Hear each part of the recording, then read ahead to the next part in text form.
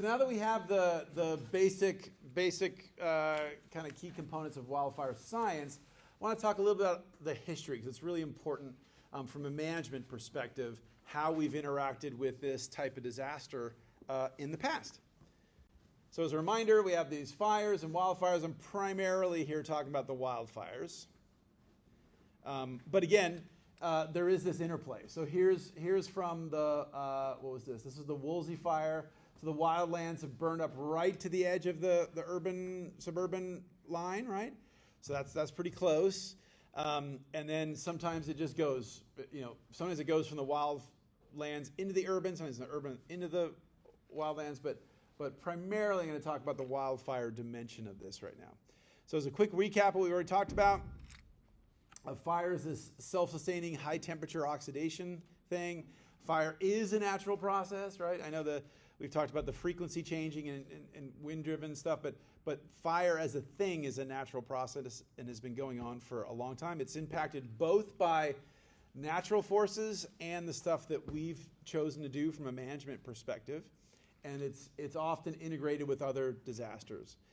We talked about the fire triangle, the fire, oxygen, heat, the pre-ignition, the combustion, the extinction, the types of spread, etc. Okay, so I didn't mention this. I think I didn't mention this last time on when I paused our discussion. But suffice it to say, all these things are potential contributors, right? Are potential contributors to the fire. Okay, what I really want to talk about here is just some of the major trends that we've seen, overall. So also as a recap, we have landscape factors like the fuel, like the weather, like the topography. That all is going to play into this. And similarly, the ecological dynamics are going to, there's going to be various impacts on ecological functioning. So and I just have a couple examples here. A primary one would be bad air quality and less biomass that leads to more hydrophobicity, and then makes it hard, even for the small mammals that did survive, makes it hard for those guys to live, find forage, etc., in the wake of the fire. Another example of the ecological functioning way to think about wildfires and wildfire dynamics would be something like changed erosion ability and erosion probability and flooding. And then we get more fire-tolerant vegetation that'll grow up, at least for the short term. And then we get things like succession that will lead to ultimately things like gamma diversity changing and stuff like that. Okay, so let's talk about our fire history here in California. So we are in a Mediterranean ecosystem, one of these 5 regions around the world that share very similar patterns. The Mediterranean, named after the Mediterranean area, south of Europe, north of Africa. And in these types of Mediterranean ecosystems, which tend to have wet winters and dry summers, tend to have dry growing typically most plants want to get water when they're growing. Our plants tend to get water when it's not the most ideal time to grow, right? In the wintertime when it's cold and dark, not as much light, etc. Many of our species do rely on fire, either for to mess with competitors or to regenerate or whatever.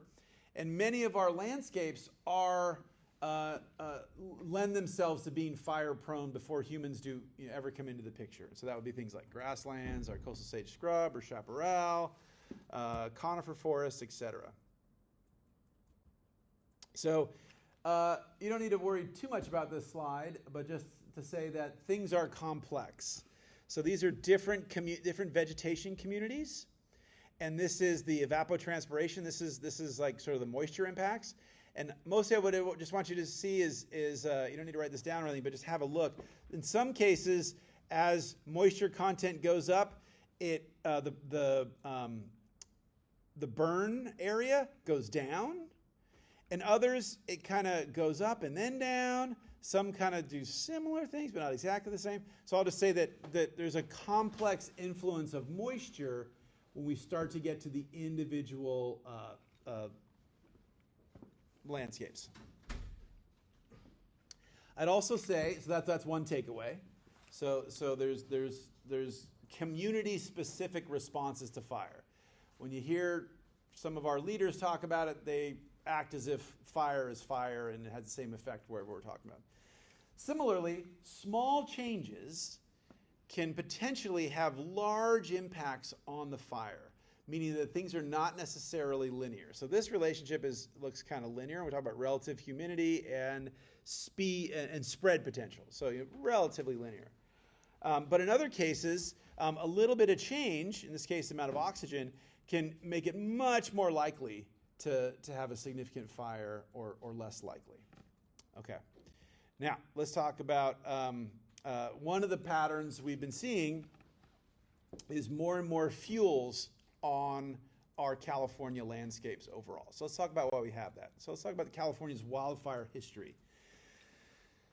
So we'll start in the 1800s, but it's true that native peoples, it's not entirely clear how much Chumash practitioners actively did this, but certainly in many other areas of California, we have very good both historic data and cultural memory data that says that this was a very commonly deployed tool. So humans have actively deployed fire on the California landscape for a management reason for thousands of years. Native peoples burned for a variety of reasons. First and foremost, to make life easy, because why would you work harder? So a classic example would be acorns, folks that would forage acorns. So you and I could go out in this field, there might be a bunch of oak trees, which is cool. So we'll go out there, and then you're going to go pick over there, and Judy's going to go over there, and I'm going to go over there, and all these different things, right? And I'm going to be picking, and you're going to be picking, and I'm going to get like 20 acorns. And then I'm going to walk 100 yards over here at the next oak tree and pick it, right? All kind of like sort of small, medium-sized, regular-sized oak trees, right? Or what we could do is we could have one honkin' grandma tree that's just going to mass acorns like up the yin-yang. So when we go to collect our acorns, we go that one part, grab it, and in 5 minutes get our fill, right? And so that's one of the reasons native peoples burned, was to change food supply and to encourage either the species they wanted or to encourage larger trees and keep down the little baby competitors that maybe would compete with mama tree, right? And then, or to induce certain plants that they use for fiber or for other purposes, that kind of stuff.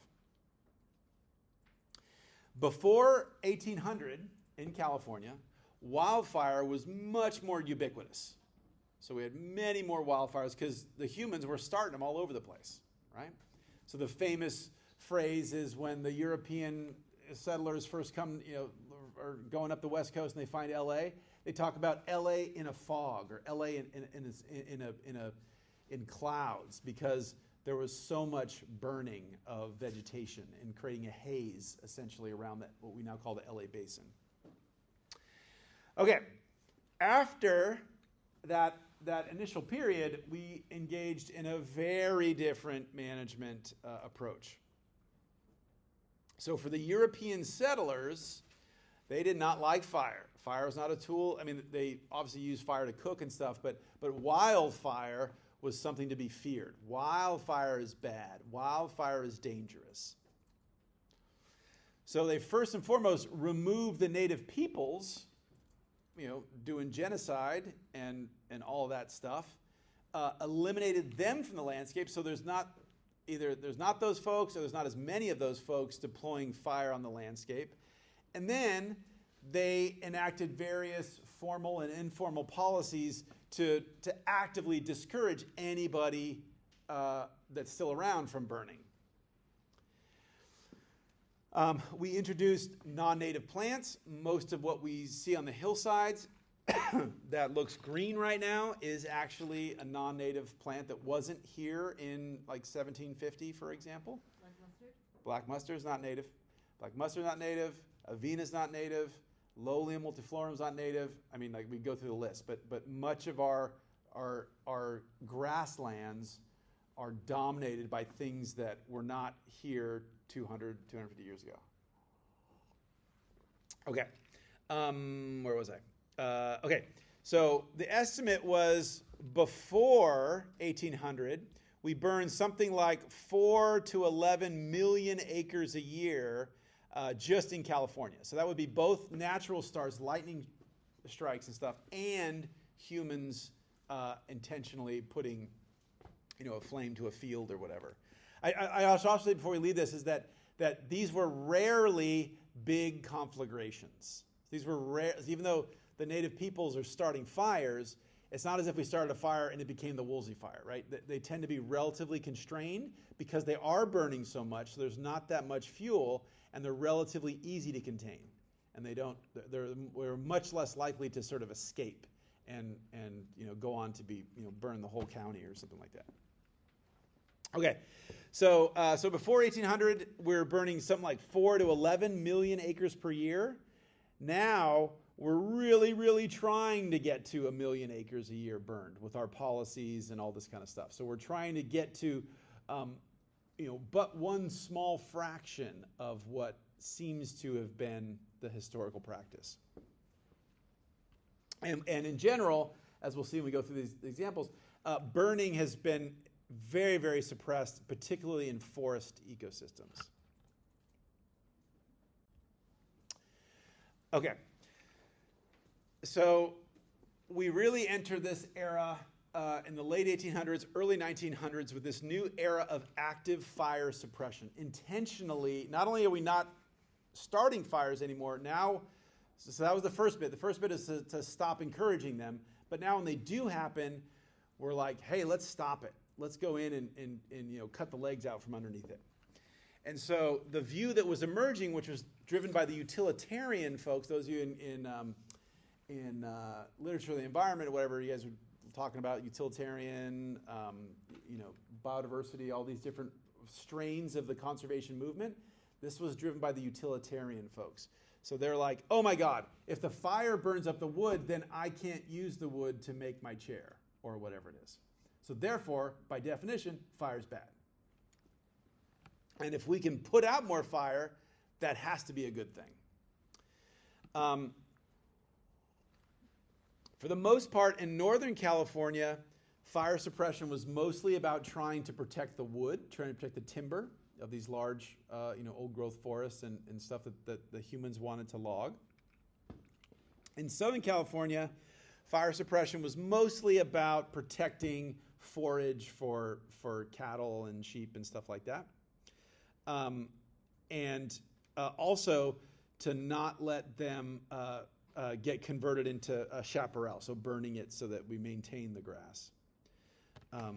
Okay, key thing here is this so-called Great Fire of 1910. This is, anybody that talks about the history of fire will talk about this. So this is a super important thing. So this was a giant fire in the Intermountain West. So this is in Idaho and Montana.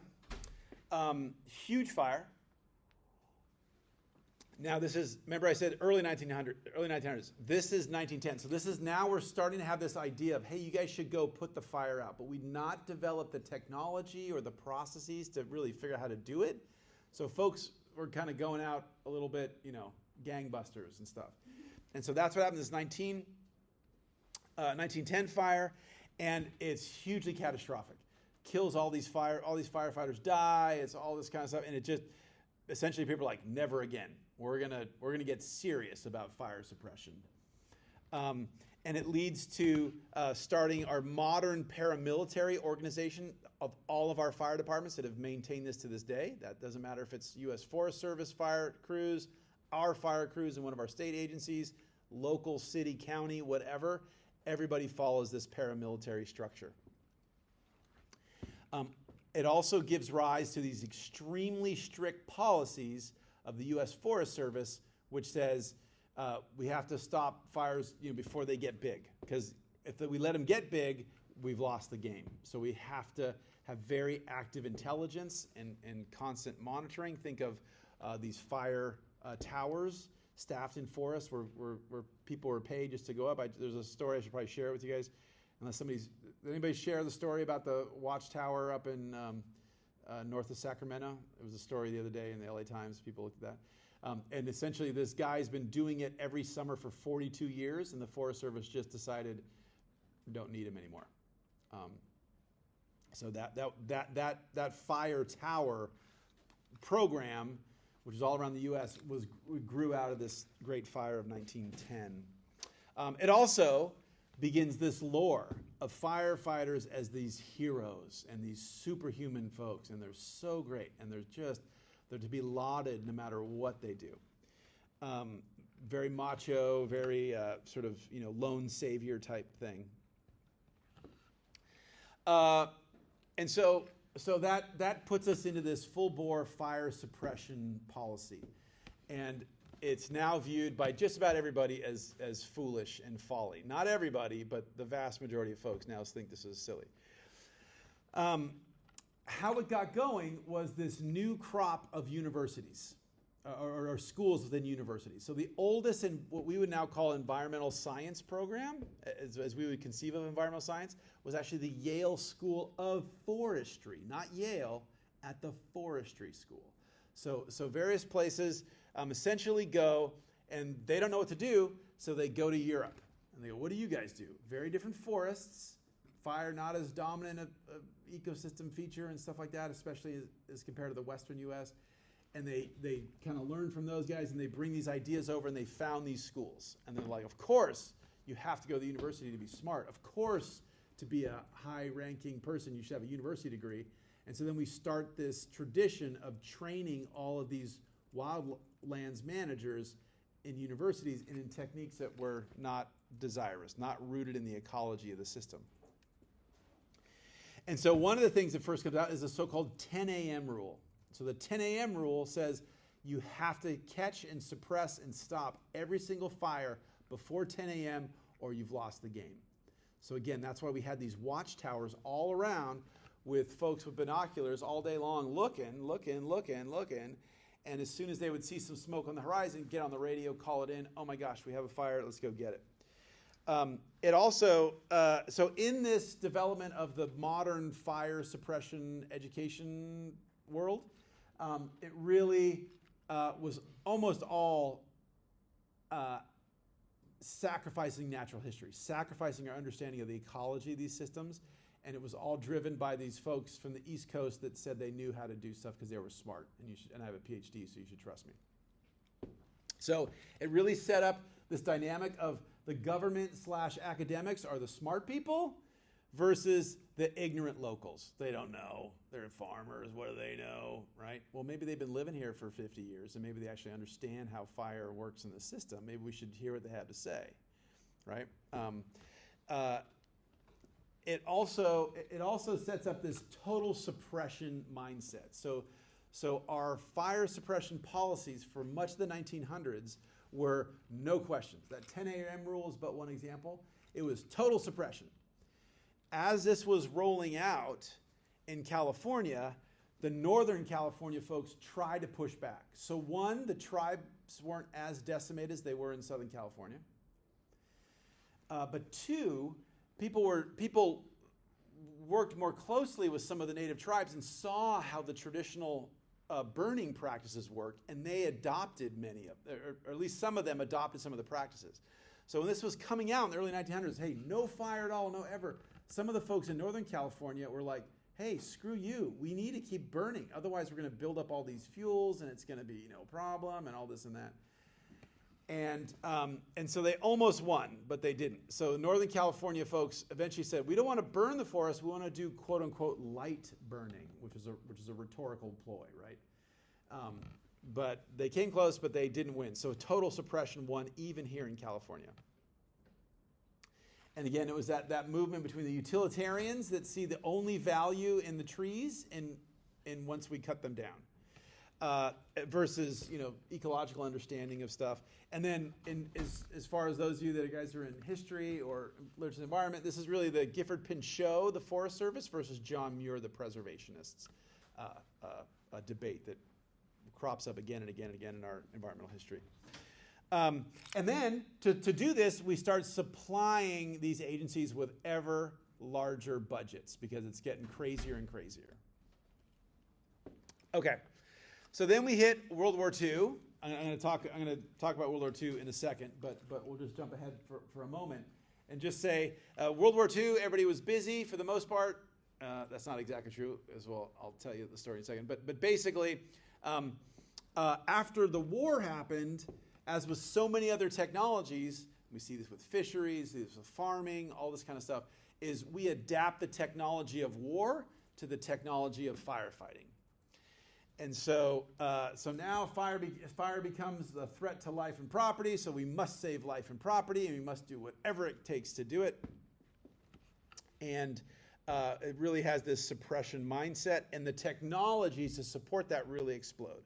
So this is a picture from Oregon in 1955, and it really captures sort of the birth of this modern technology fueled approach to suppressing fire. So you have all these guys, it's a paramilitary organization, they're wearing what look like soldier gear, there's helicopters involved, there's bulldozers involved, there's engines with pumps to get water pressure up to the level we need. This is a lot of stuff. We got here because of what happened in World War II. So we decided to really screw with nature.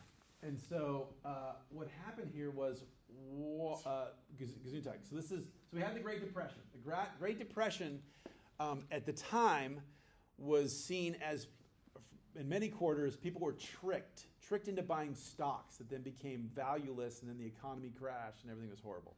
So they were tricked. They were marketed by evil marketers. So advertisement, sales, that was immoral.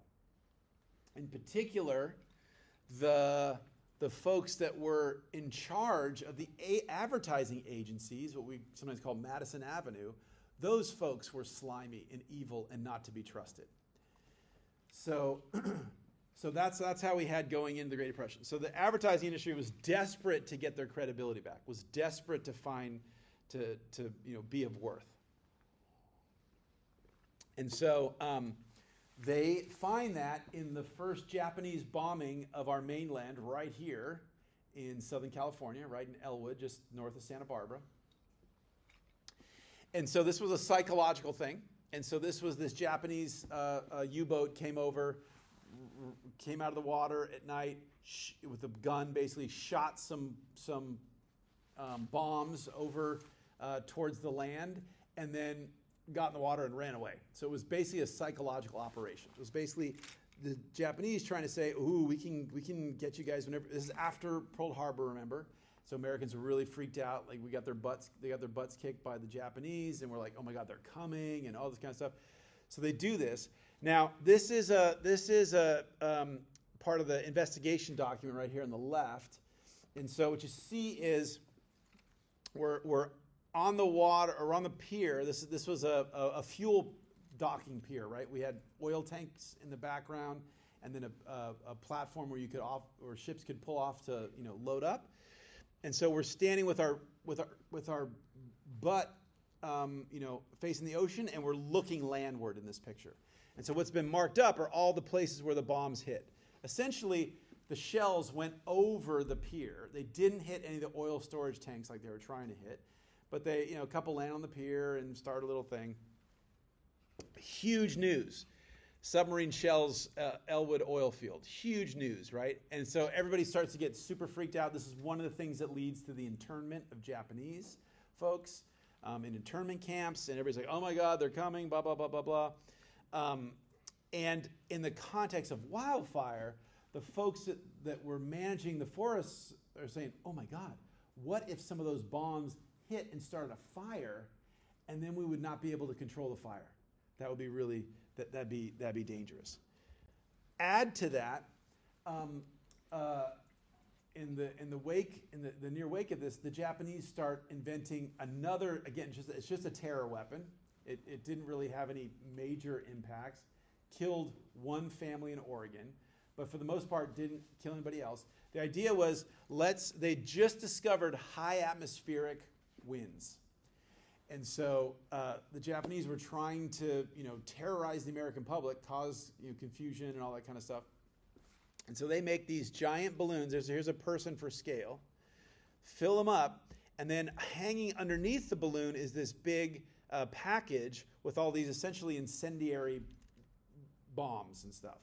So the idea is send this big balloon up. It's going to go super high in the atmosphere, drift all the way across the Pacific Ocean, hit North America, land, and start fires.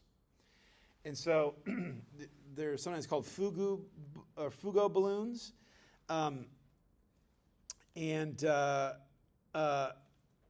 Most of them never made it to us. So they launched something on the order of 9,000 of these balloons. Only a few hundred actually make it to North America. And over here on the right, if you can see it, I put with red dots the places where they landed. A few landed over Michigan, Great Lakes area, but almost everything was here, West Coast. There's one that landed out by Somis. But for the most part, it was sort of Pacific Northwest, and almost all of them land in the ocean. So this starts to happen, and so people hear about it, but then because the government wanted to not get people panicked, all these things became classified. So probably why you guys haven't heard about it. So after the first one or two was reported, it was like, don't tell anybody else. But it did feed this fear in the government that, oh my gosh, these fire balloons are coming across. So what are we going to do? Okay, we gotta help. So the Madison Avenue folks are like, hey, we can help. We can help with advertising the war. We can help with propaganda. That sounds like what we do. We do propaganda. We'll do propaganda for you.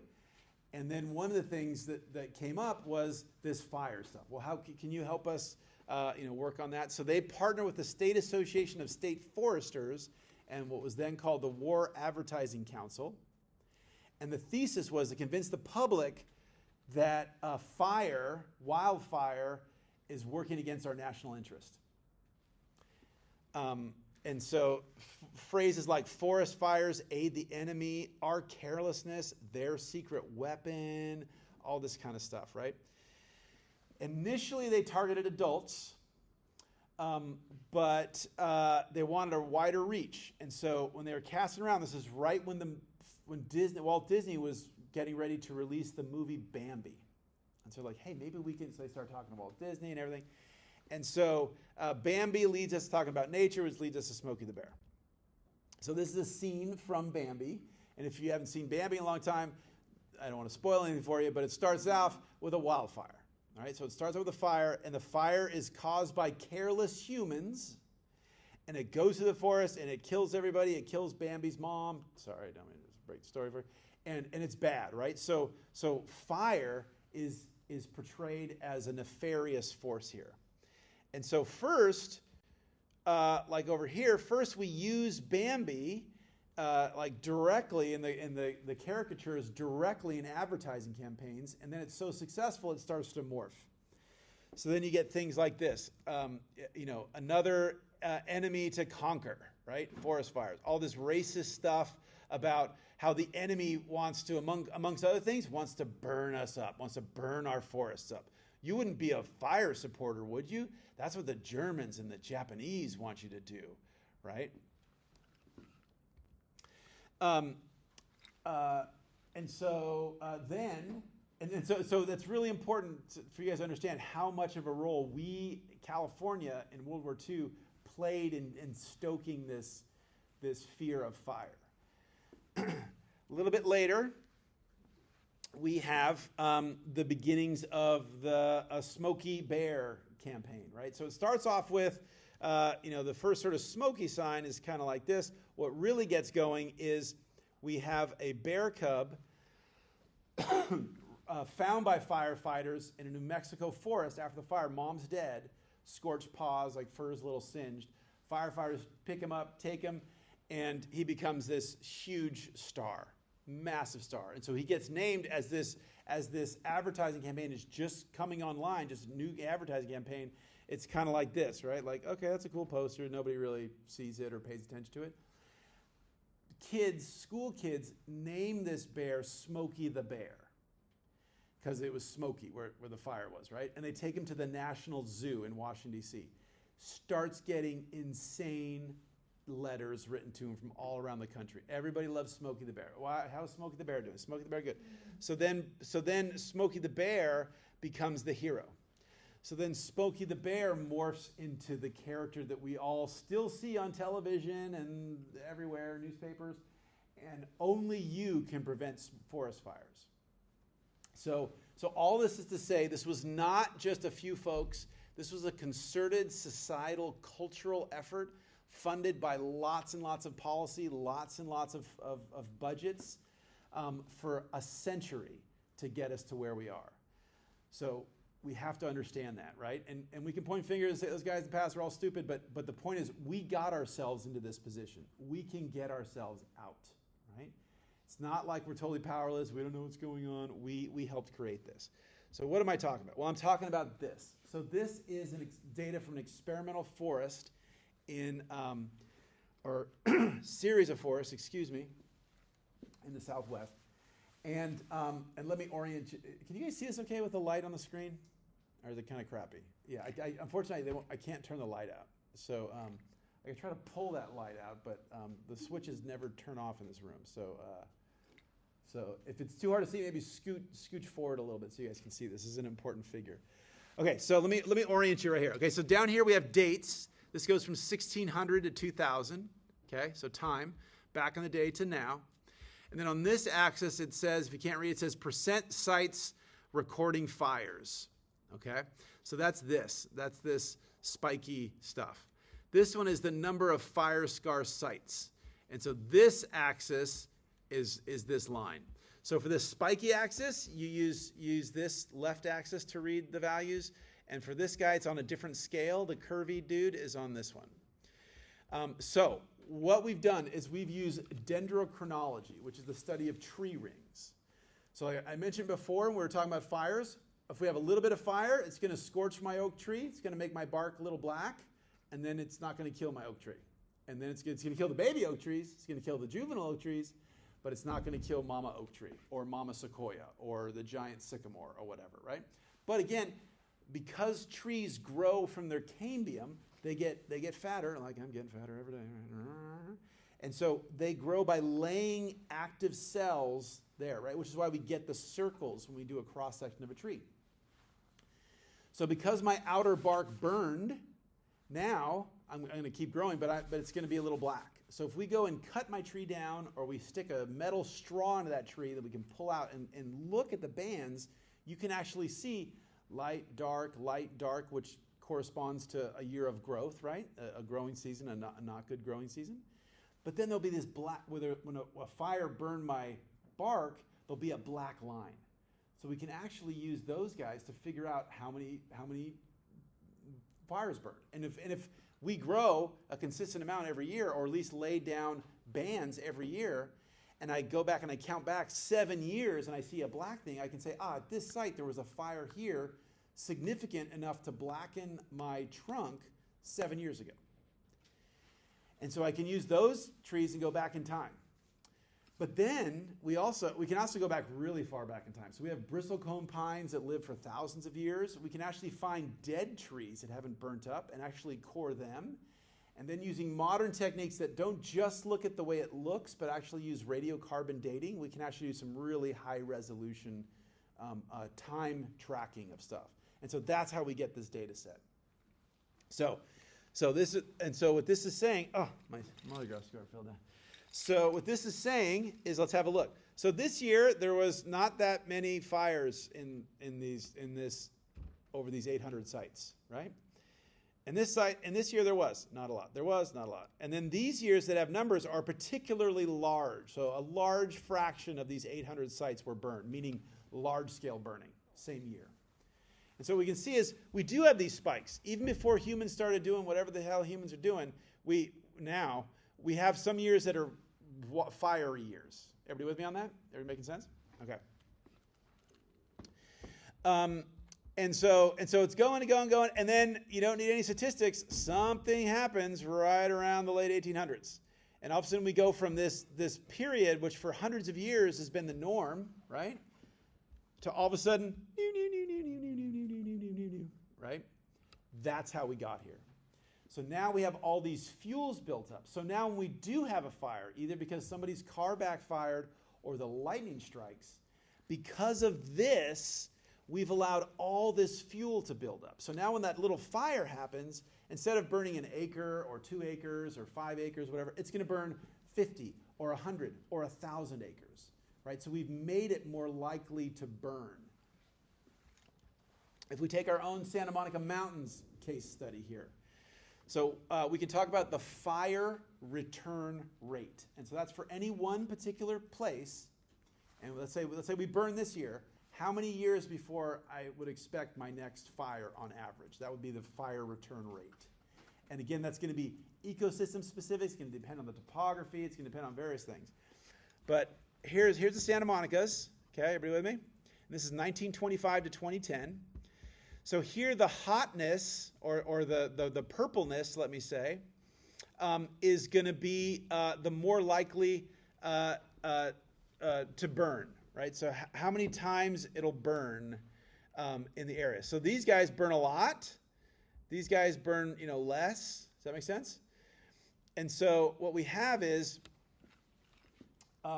we can begin to we can construct these fire histories, so we know before we started suppressing fire, before we started doing it really, really hardcore, what a typical fire return rate is, and so we can ask what's going on. Now, most of the country is like that last slide I showed. Most of the country is, we had a lot of fires, little fires, but still, but there's a high fire return rate, and then we suppress them. So we reduce the fire return rate under, Sierra Forest, all that kind of stuff, which again was the goal of our fire management policy. In a few places, like the Santa Monicas, we actually have some of our fire return rates that are higher than it used to be. And so make sure you get this straight in your head. On average, most of the US, most of California, over the last 100 years, we've reduced the fire return rate. So fire is not coming as frequently as it used to. But some places like this, like the Santa Monica Mountains, we're actually starting fires much more frequently because we're innervating it with mansions, we're innervating it with development, and we're bringing people into an area that we didn't historically have as many people, and we're fragmenting the landscape really, really well. And so we tend to start a lot of fires. This is a key thing that is a forever source of tension when we try to do management in Malibu. Malibu folks say wildfires are a problem, which they are correct. Wildfires are a problem. And then they say, it's all you other people that did it. It's all you visitors. It's all the campers. They won't let us put in camping sites because camping's dangerous. You can put in a bougie hotel that pays $800 a night. That's cool. But a campsite? No. Most of the folks do not realize that they themselves, by putting their homes and roads and all that kind of stuff, they inherently have increased the frequency of fire returning, right? Always want to blame the homeless guy that starts a fire. Sometimes homeless guys start the fire. That's a real risk. But that's the framework that we start the conversation with. And so we're all a part of what's going on here. Go ahead. WUI, yeah. So we haven't talked about it yet, but sure, let's talk about it now. So a key thing here is because we fragmented this area. It used to be humans on the edges, let's say. So we're at the 101 on the inland side. We're on PCH on the ocean edge, right? And there's a few roads here and there, but for the most part, that's where we're contained. As we put more developments in there, we have more contact with the wildlands. So the interface, the number of the extent of the lines that demarcate where you and I live versus the natural landscape increase. And so that's right. So that's the wildlands urban interface, or the WUI, or people will just, if they pronounce it, they usually call it the WUI. So right, exactly.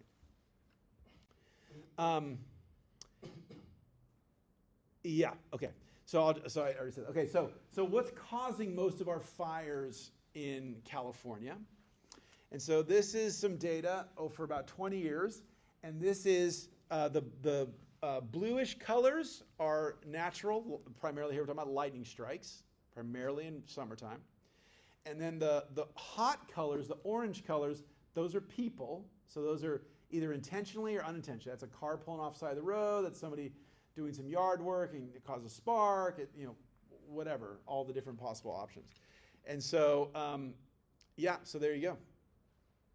So most of California is mostly blanketed by mostly human-started fires. How large is each little area? Oh, the hexagon? I didn't make this figure, so I'm not entirely sure. I lifted it from a paper. I lifted it from Short in 2020. This is just for ease of graphing. But each of those things is probably like, I don't know, 30 miles, 50 miles, something like that. Each of those little hexagons. Cool. So what you do notice is our Sierran forests, which were the sources of us suppressing fire, right, which are big sort of Northern California forestry sites.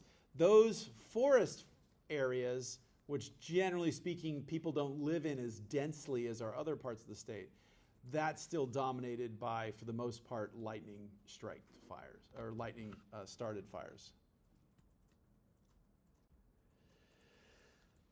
Okay, another pattern we're seeing in the recent years is not just like how the things are starting or whatever, but it's also where are our fires. So obviously we are sensitized with Thomas Fire, with Woolsey, with the Palisades and Eaton fires, totally understandable.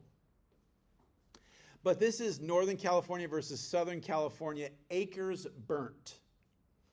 And so while we're seeing any one particular year you can have a lot of fires burn, or a lot of acreage burnt in Northern or Southern California. In recent years, the biggest fires are on average in Northern California. So we have high profiles fires down here too, but that's where the big ones seem to be moving again in those forested areas and those large tracts of land. If we talk about the fire return rate for woody vegetation, so that would be our shrubs, that would be our conifer forests, oak woodlands, stuff like that. So this is the fire return rate. So subalpine and so if you guys don't, so this is the range. These are the quartile plots. This is the range. So basically, you can just look at, if you want something simple, you can just look at these white average or median points, the mode. What you get here is yellow pine, dry mixed conifer, other conifer, oak woodland, mixed evergreen, red fir. They're all pretty similar, right? They're all pretty similar in like 10, 20, 30-ish years fire return rates. We do have someone like a P&J or pinyon juniper forests and subalpine forests that are much more like 100 years. But for the most part, most of our woody areas are burning, let me say it this way, they want to burn every 10, 20, 30 years or so. I see you guys get a little burned out. Okay, so another dimension that's driving our situation here in California is climate change. And so this is some modeling using some of our different estimates of how much warming is going to happen, right? So these come from the Intergovernmental Panel of Climate Change, which our government has decided we will no longer support. And we're actively dismantling all the people that do this modeling for this in the federal government. But the reality is reality. You can't delete data once people publish it. And so this is what we see. So this is the month of the year, January, February, March. Okay, you got me? So that's the x-axis here. And this is the probability of a large fire. So this is from low to high. And what we see is, and so these are the gray is the historical data, and then this is the model data for upcoming decades. And one of it is using this particular scenario, and one is using this scenario.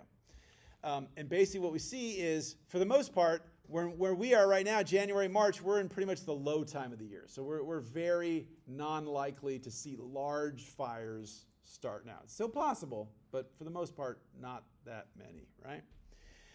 And then as we start to hit as we start to get more in the drier season, it's going to start going, ooh, it's going to go up, it's going to peak in late summer, And then as the winter or as the fall cool time started coming, it'll go down a little bit. So that pattern, that overall seasonality is unchanged. But what does change is have a look as we go from this gray to the different tan colors. Everything is going up, right? So in other words, the probability of a large fire start is going up all the time. It doesn't matter if it's not just going up at one time of the year. It's going up perhaps most dramatically in some of these situations in our non-fire time of year. We're kind of introducing more fire weather into a season that really wasn't fire weather. But climate change is making stuff worse. This is also complicated by disturbance.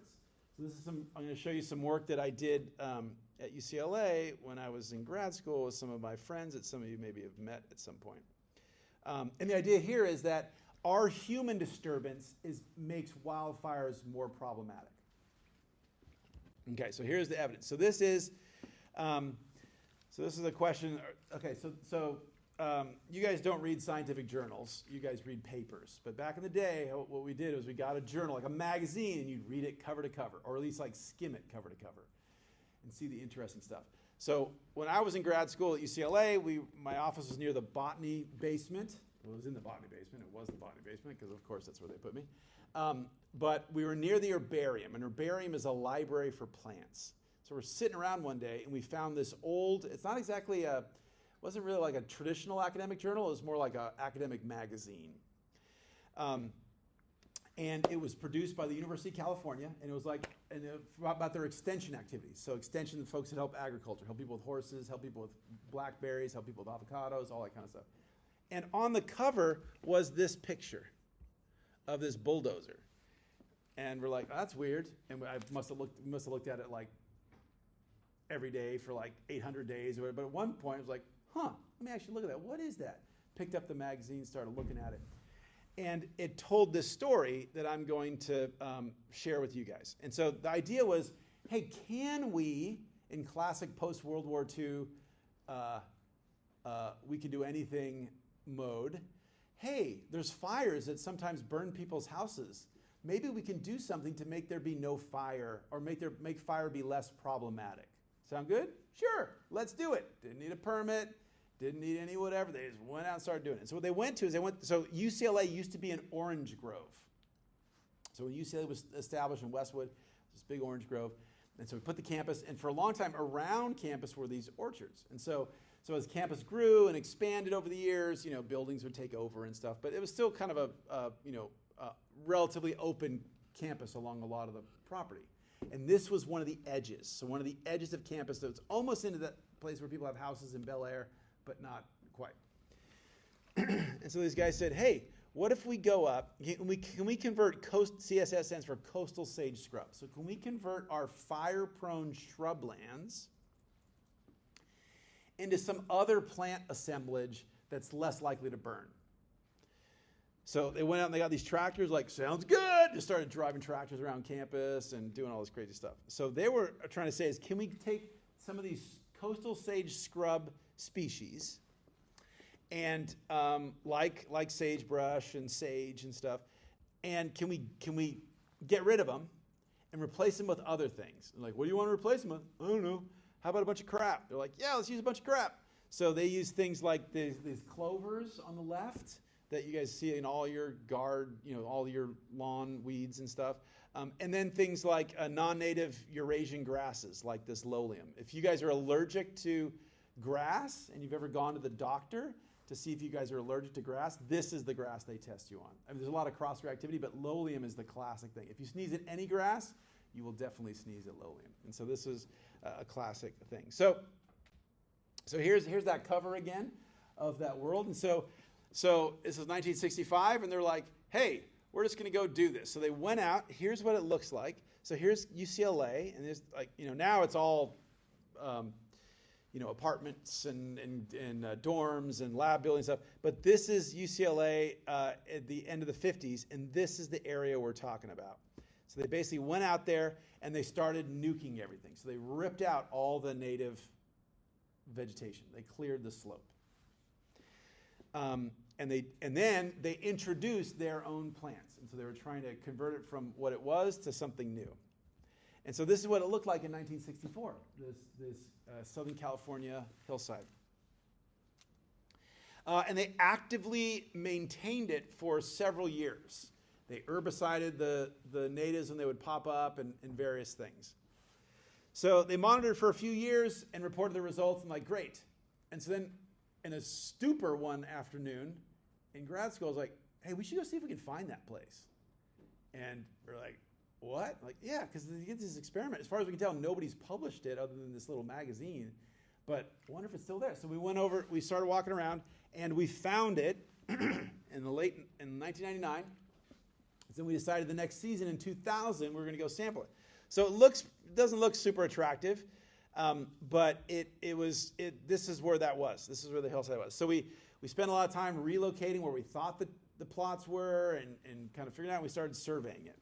So a great example of a kind of capstone project you guys might want to do. So we relocated the old stuff, we resampled it, and then we analyzed analyzed the data. And so the idea is we had this published 1962 data, and then we had a little bit of surveys we found from this one guy that took his students out there one time. And then we started surveying it. And then starting in 2006, we actually looked at Thousand Oaks as a comparison because it's sort of similar stuff. So this is what their disturbance plot looked like several decades later, right? So this is where they tried to get rid of all the natives. And this is one of our reference sites in Thousand Oaks. And so this is what we found. So let me orient you. So this is, and you guys should never do this. This is a lame slide. There's text. There's a picture behind the graph. If you did this, I would be very upset with you. I'd say, don't do that. But this is an old slide. Anyway, so here years. So 1960 to current, so old to now. This is species richness. Everybody with me? Okay, so total, everything, all species together is the circle. But the squares are native or non-native plants. And so what we see is we start off and we start this experiment, and by the time the experiments have gone on for a while, the species richness has gone up. We've introduced things that weren't there. So the total richness of this area has gone up. We've added to the biodiversity, if that's our measure. We added, the natives went up as well because because at this point they'd stopped killing them actively. So some of them have actually recruited back. But we really, really helped out the non-native guys. By the time, oh shoot, this thing's not gonna let me go back. So by the time we go back, essentially the richness had died back down. This is new recruits. And what we see, because we can tell from some of these guys by their age, those things that those guys introduced, some of them are still alive, but most are gone, right? So most of those things they tried to introduce didn't do so well over a long period of time. But we did start to see some new things come in. And so what was those new things that came in that were staying were the grasses. Short version, grasses. So the shrubs and other things they tried to introduce didn't work. The clovers didn't so much take, but the grasses are there. So it's more weedy than it would have been if we hadn't messed with it. So even though it might look like a coastal sage scrub now, well, actually now they put a daycare center on, so now the whole thing is gone. It doesn't exist anymore. But if we could have gone there 10 years ago before they put up this new building, the fuel loads, there's more flashy fuels there. There's more flashy fuels there. So all this effort to disturb, even if the natives come back, the fact that we've disturbed it makes it have more fuel, so more likely to catch. Might not have more wood biomass, but it has more of that initial starter stuff that helps us get the fire going. So disturbance makes it more likely to burn. And then this was the question about the WUI. The other thing that's changed in California is, so that's all going on. Climate change is going on. We're disturbing stuff. All this stuff is happening. We're changing fire suppression policies. And then a big one is what you and I are doing. So that's the exposure to these burning landscapes. And so that's right here. So that's us moving into a development right here behind campus, right?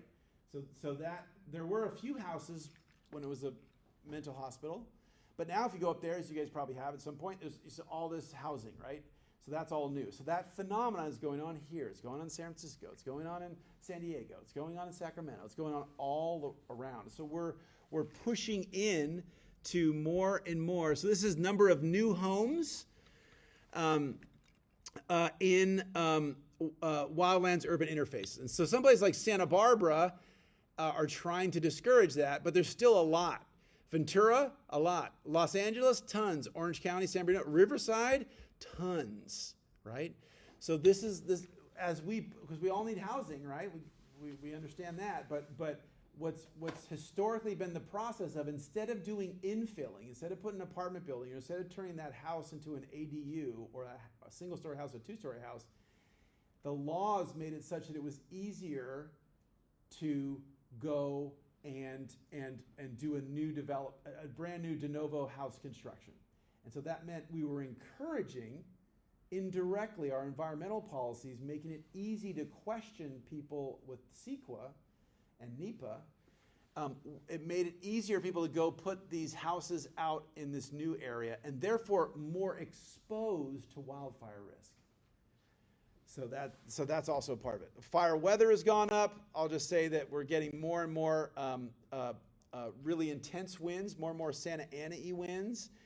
And this is an example of that, right? So we live in the epicenter of Santa Ana's, pretty much, southern Santa Barbara, northern LA. We are one of the windiest places in the state, and therefore we see that. I mean, this is one example, but really rips down Simi through Simi, down to Oxnard Plain, all that kind of stuff. That's a normal thing, and and these winds are becoming pretty darn crazy. And so this is our Fire Weather Prediction Service, again, which our federal government is attempting to dismantle our National Weather Service, but that's the entity that helps us understand this stuff. And I'll just end with saying that we've already talked about this a little bit, so I don't want to dwell too much on it, but to deal with this stuff, to integrate all this material here in California, right? So we have our history, we understand that we have this fire suppression policy, we understand we have disturbance, we're moving to the wildlands interface, got it. Okay, that's where we are.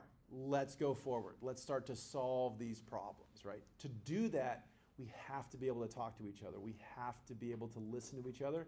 We have to be able to, speak honestly with one another and have each other be heard. It's very tough to do that now.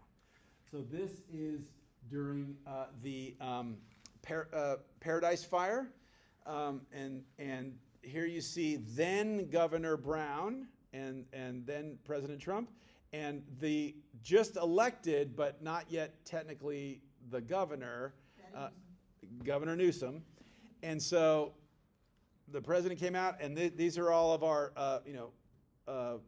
government firefighters. CAL FIRE is our California Firefighting Agency.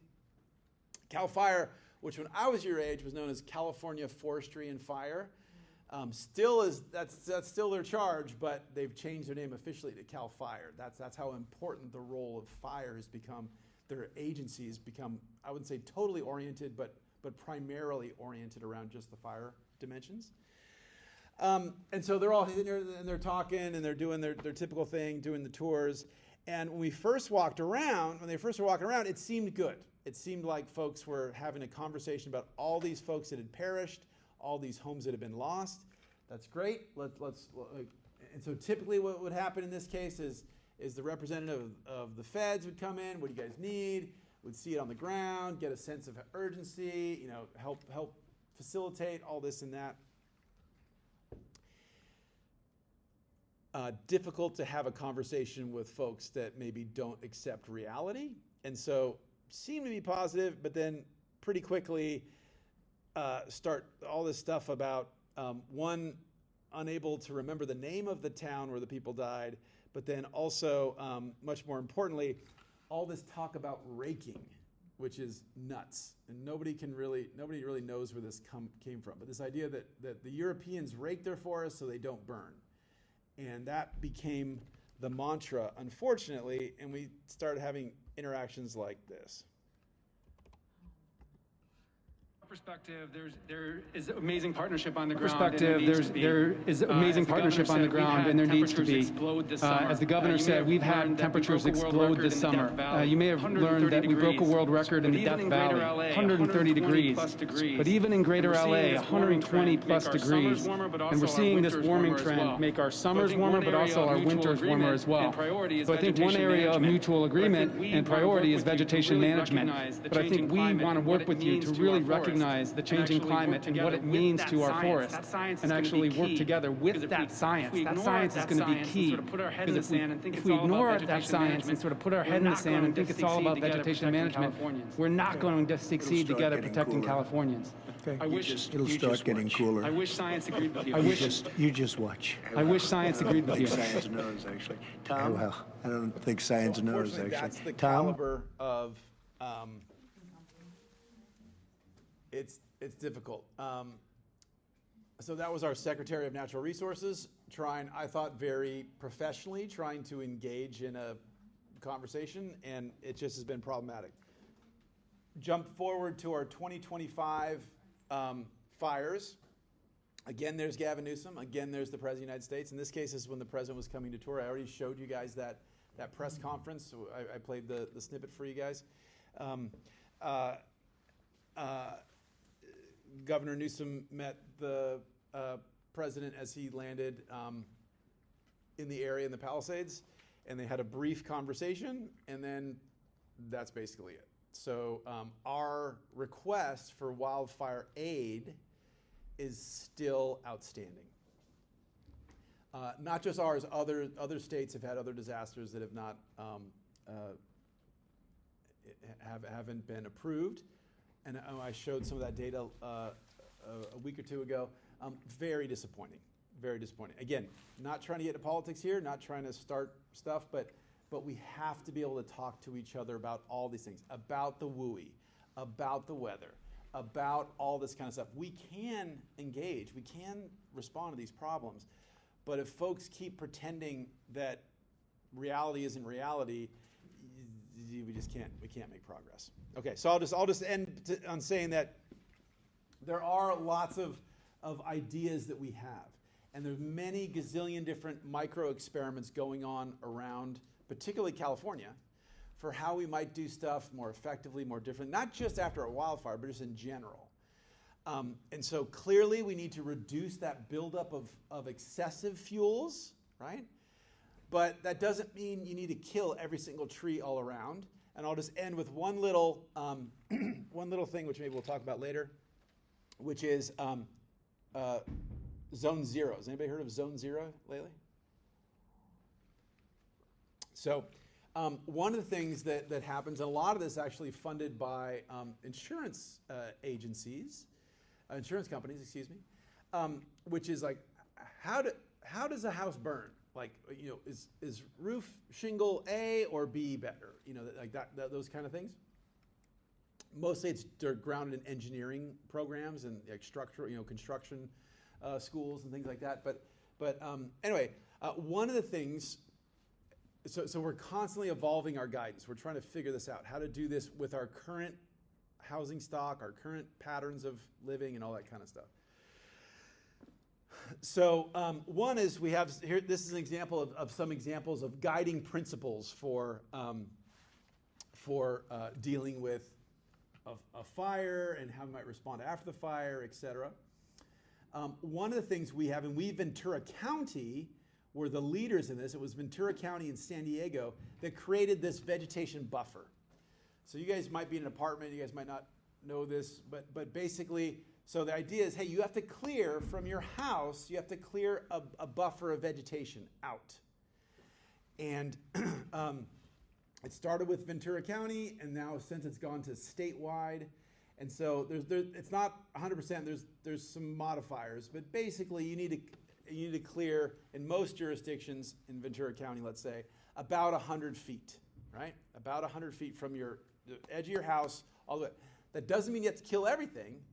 But if you have a tree, you need to limb it up, meaning if it has any limbs that are like, say, my shoulders or lower, you've got to cut those guys off. so that if there is a small fire starting, it's not as likely to get up into the crown, not as likely to get up into the upper vegetation. Okay, so then that became farther, and that became farther and farther. And so some jurisdictions now want a 200-foot clearance. So we found that in places like the Santa Monica Mountains, 200 foot of clearance actually increases fire because you clear away the natives, say away from your house, and then you get the grasses that come in and fill in. And so they're actually, there's sort of, theoretically, one study suggested it was 87 feet was the ultimate. But anyway, but now one of the new things is this so-called Zone 0, and it's going to become a very large controversy. Started in Northern California, so another example from a forested ecosystem where people are suggesting we apply it everywhere. See lots of signs in the wake of the Palisades fire, et cetera, where people are like, F this, I don't want this Zone 0 thing. What it says is the so-called Zone 0, the zone touching your house or your apartment building, whatever the structure is, for the first 5 feet, nothing alive. So no trees, no rose bushes, no bird's paradise, no nothing. And the idea is that will help preserve a house. Okay, maybe. There are many constraints, right? We live in an ecosystem, right? We're in Southern California where it's hot as hell. It might be nice to have an oak tree, let's say, next to your house, creating some shade over your house, which might help with your energy bills or make it more hospitable or make it a place for the woodpeckers to live or whatever, right? And so there's a clash coming here with the got to clear everything 100% or it ain't gonna work, right? And so as with all of our good policy debates, it's great. Let's have this conversation. Let's talk about it. But there are clearly some policies coming down. And so what the data I just recently saw from the Palisades and Eden fire suggested that the folks that had done more of that clearing, it did not lead to their houses being more likely to succeed. Again, not because the idea is stupid on the face of it, but because in these wind-driven fires, the stuff is blowing so far. And I'm not saying if you guys have a house, you shouldn't clear the area around it. I'm not saying that, but I'm saying there are other things to consider. And I'll end with the most interesting one is for a long time, you're like, get rid of all these trees. Now, what people are realizing the last couple of years is actually oak trees are good. So if you actually have oak trees, you should keep oak trees because oak trees are native, but more importantly, they do a mature canopy now, not a little baby tree, but like a mature adult oak tree is very, very good at catching embers. So with all the, like say a live oak tree with all those leaves. So an ember, imagine the fire's blowing and I have a line of my oak trees between, let's say, where the wind's coming from in my house or my barn or whatever. It acts like a fishnet, right? It catches all the little flying embers. And the tree catches fire, but generally speaking, a well-watered older oak tree can take losing its leaves and getting burnt. Not always, some will die, but many of them bounce back. So it acts as sort of a big baseball mitt catching these things and stopping the fire pattern. And this is not to say that, I'm not trying to say that I know everything and everybody else is stupid. That's not the point at all. The point is we're constantly trying these new things because we're adapting to these new, existing stressors, but in our current modern age, we need to try stuff out. The most important thing is to measure this. So you guys don't want to clear your house? Cool. Let's see if your house burns down in the next fire, right? And so, not that I want your house to burn down, but we need to measure this. We need to document. We need to understand what is the more effective way. And for too long, this stuff has been driven by folks that think that we should rake the forest and that the answer is just to clear cut everything. The answer is not to clear cut anything. We'll keep talking about it. That's a little bit about fire. I will see you guys next week.